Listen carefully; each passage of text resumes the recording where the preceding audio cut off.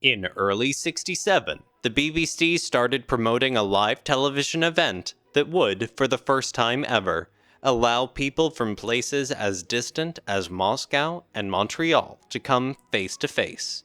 This ambitious project, titled Our World, was set to be the world's first global television program, designed to link 5 continents simultaneously via satellites orbiting the Earth.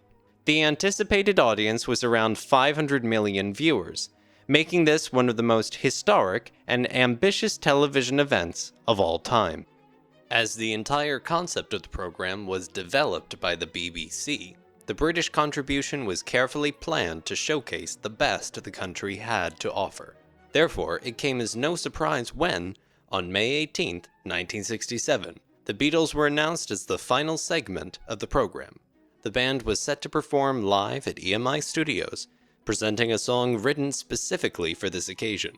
This moment, often hailed as one of the greatest in the history of popular music, saw the Beatles, at the peak of their career, perform All You Need Is Love.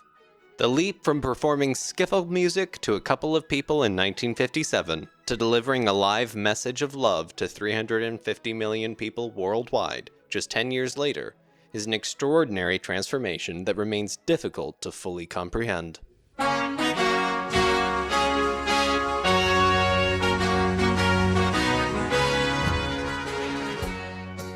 Jeff Emmerich gives some first-hand details. A couple of months previously, while we were still wrapped up in the job of completing Pepper, Brian had made one of his infrequent visits to the studio. "Boys," he announced, "I have the most fantastic news to report. You have been selected to represent England in a television program which, for the first time ever, will be transmitted live around the world via satellite. The BBC shall actually be filming you making your next record." He looked around the room expectantly. I almost thought he was getting ready to take a bow. To his utter dismay, the group's response was to yawn? Ringo fidgeted at the back of the room, anxious to return to the game of chess he was playing with Neil Aspinall. And George resumed tuning his guitar. Paul didn't seem all that interested. I guess he was probably just too focused on finishing up Pepper. With a distinct lack of enthusiasm, John finally said, "Oh, okay, I'll do something for that." Brian was incensed at their casual reaction. "Aren't you excited? Don't you realize what this means to us? Don't you have any idea how much hard work and effort I put into making this deal?" John cut him off with an acidic comment. "Well, Brian, that's what you get for committing us to something without asking us first." Brian looked close to tears. At a loss for words, he stomped out of the studio in a snit. From the studio chatter that followed after he had gone, I gathered that, rather than viewing this as a coup, the 4 Beatles viewed it as a violation of their self-declared intent to never perform live again. What's more, they resented the fact that their manager had presented it to them as a fait accompli. They were at a point where they wanted to take control of their own careers.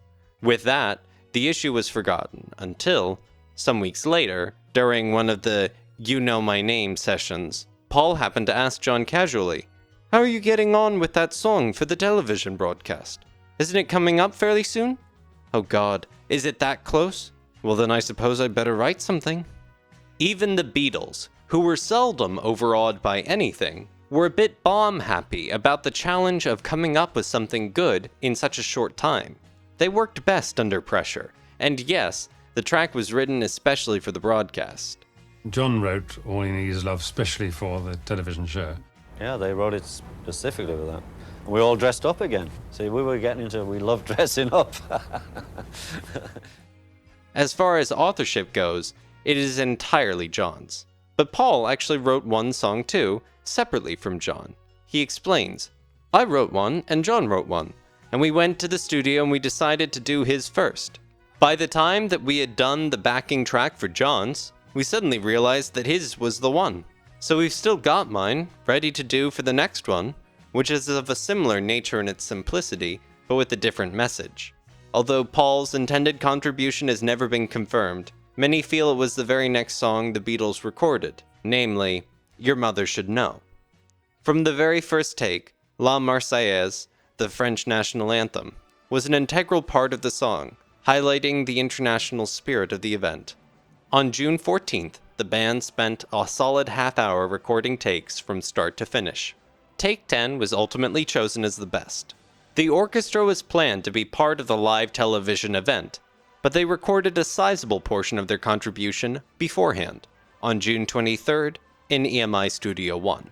In a fit of bravado, relates Jeff Emmerich, John announced that he was going to do his lead vocal live during the broadcast, which prompted the ever-competitive Paul to respond that if John was going to do that, he would play bass live too. It seemed to me to be a foolhardy, although brave decision. What if one of them sang or played a bad note in front of millions of viewers? But they were supremely confident, and they could not be dissuaded by George Martin, who was adamantly opposed, but as was usual by this point, had no real authority. In an act of further defiance, John and Paul even talked George Harrison into doing his guitar solo live, which we all knew was a tricky proposition. To my surprise, Harrison gave in without a whole lot of argument. My sense was that he was afraid to be embarrassed in front of his bandmates. Only Ringo was completely safe for technical reasons. If the drums were played live, there would be too much leakage into the microphones that were going to be picking up the sound of the orchestra. Ringo nodded his head solemnly when I explained that to him. I couldn't tell whether he was relieved at being absolved of his responsibility of playing live, or whether he felt left out. June 25th, the day everyone had been anticipating, finally came. The Beatles, the orchestra, the engineering team, and the BBC crew all gathered at EMI Studio 1 around 2 p.m., prepared for what was going to be a long and intense day. The day of the performance came, George Martin explains, with television cameras rolling into the big number 1 studio at Abbey Road. But I was still worried about the idea of going out totally live, so I told the boys, we're going to hedge our bets. This is how we'll do it. I'll have a 4-track machine standing by, and when we go on the air, I'll play you the rhythm track, which you'll pretend to be playing. But your voices in the orchestra will really be live, and we'll mix the whole thing together and transmit it to the waiting world like that. When it came to the end of their fadeaway as the song closed, George Martin continues, I asked them, how do you want to get out of it? Write absolutely anything you like, George, they said. Put together any tunes you fancy, just play it out like that. The mixture I came up with was to be called from the Marseillaise, a Bach 2-part invention in F major, Green Sleeves, and a little lick from In the Mood. I wove them all together at slightly different tempos so that they all still worked as separate entities. But this decision turned out to be foolish, as it turns out. Martin chose the tunes for the mixture in the belief that they were all out of copyright. In the Mood itself was out of copyright, the Glenn Miller arrangement of it was not, and as a result, EMI were asked by its owners for a royalty. The Beatles said, we're not going to give up our copyright royalty. So Ken East, the man who had by then become managing director of EMI Records, came to Martin and said, look here, George, you did the arrangement on this, they're expecting money for it. You must be out of your mind, Martin said. I get £15 for doing that arrangement. Do you mean to say that I've got to pay the blasted copyright out of my 15 quid? His answer was short and unequivocal. Yes. A large gathering of celebrity friends showed up for the broadcast, all sporting the vibrant fashions of the era. Among them were Mick Jagger, Marianne Faithfull, Keith Richard, Keith Moon, Eric Clapton, Patty Harrison, Jane Asher, Mike McCartney, Graham Nash, Gary Leeds, Hunter Davies, Terry Condon, Alistair Taylor, and Brian Epstein. As more guests arrived, they settled on the studio floor, anxiously watching the clock inch closer to the scheduled 9:30 p.m. live transmission. And just about 30 seconds to go on the air, and there was a phone call, and it was the producer of the show on to me saying, I'm afraid I've lost all contact with the studio. You're going to have to relay instructions to them, because we're going on air any moment now. And I thought, my God, if you're going to make a fool of yourself, you might as well do it properly in front of 200 million people. The Beatles delivered an impressive performance, and the relief was evident on their faces as they reached the fade-out, realizing that they had successfully completed the challenging task. Brian Epstein stated the following regarding All You Need Is Love. I've never had a moment's worry that they wouldn't come up with something marvelous. This is an inspired song, because they wrote it for a worldwide program, and they really wanted to give the world a message. It could hardly have been a better message. It is a wonderful, beautiful, spine-chilling record.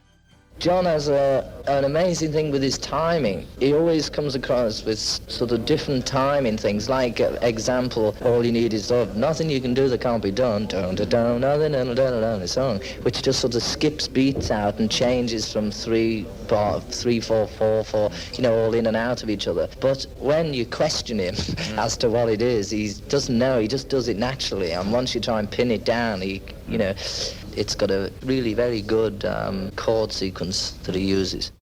I still believe all you need is love, but I don't believe that just saying it is going to do it, I mean, I still believe in the fact that love is what we all need.